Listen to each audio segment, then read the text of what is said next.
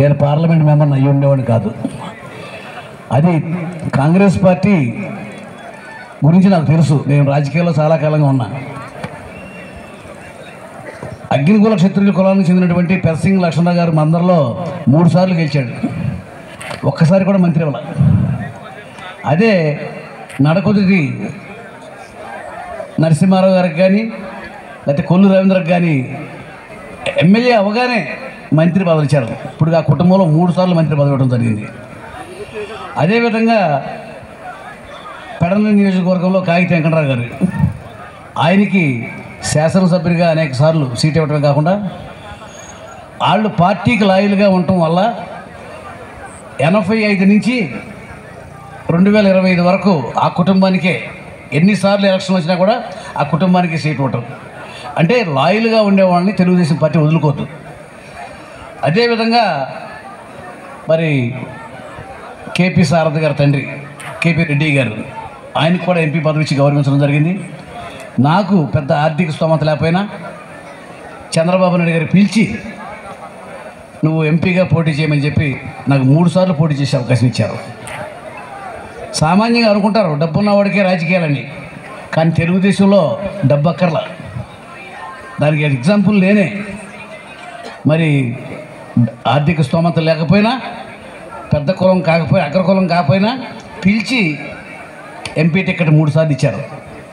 మొన్న కూటమి ఎన్నికల్లో నేను పార్టీకి సహకరించినందుకు గాను అనేక మీటింగుల్లో చంద్రబాబు నాయుడు గారు చెప్పారు, నారాయణరావు గారు ఈ కూటమికి బాగా సహకరించారు, ఆయన పదవి వదులుకున్నాడు, అటువంటి త్యాగం చేసినటువంటి వ్యక్తికి న్యాయం చేయాలి, మనం అధికారంలోకి రాగానే ఆయన న్యాయం చేస్తానని చెప్పి ఇవాళ రాష్ట్ర స్థాయిలో ఆర్టీసీ క్యాబినెట్ పదవితో సమానమైనటువంటి ఆర్టీసీ చైర్మన్ పదవి ఇచ్చి నన్ను గౌరవించినందుకు తెలుగుదేశం పార్టీకి చంద్రబాబు నాయుడు గారికి నేను ఎప్పుడు కూడా రుణపడ్డాను.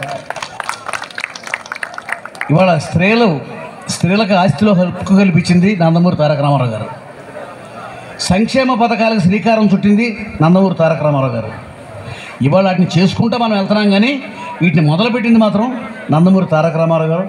బీసీలకి వెన్నెముకగా చేసుకుని తెలుగుదేశం పార్టీలో, తెలుగుదేశం పార్టీ అంటే బీసీలు అంటే తెలుగుదేశం పార్టీ అనే విధంగా ఒక నమ్మకాన్ని కలిగించి ఇవాళ బీసీలంతా కూడా తెలుగుదేశం పార్టీ ఉన్నారంటే దానికి కారణం తెలుగుదేశం పార్టీలో బీసీలకు ఇచ్చే అవకాశాలు.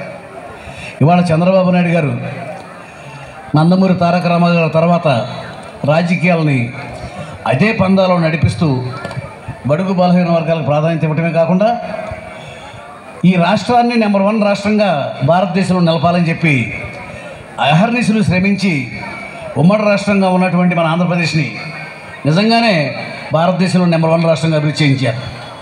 ఇవాళ దురదృష్టం కొద్దీ రాజకీయ కుట్ర చేసి తెలంగాణ ఆంధ్రాన్ని విడగొడితే అన్ని రకాలుగా రాష్ట్రం నష్టపోయింది. రాజధాని లేని రాష్ట్రం, ఆదాయం లేని రాష్ట్రం, ఉద్యోగ అవకాశాలు లేని రాష్ట్రం. అటువంటి రాష్ట్రాన్ని మళ్ళీ నిలబెట్టడం కోసం చంద్రబాబు నాయుడు గారు అహర్నిశలు శ్రమిస్తూ ఉన్నారు. రాజధాని నిర్మాణానికి చంద్రబాబు నాయుడు గారు నమ్మకంతో రైతులు 33,000 ఎకరాల భూములు ఇచ్చారు. ఇవాళ రాజధాని నిర్మాణం జరుగుతూ ఉంది.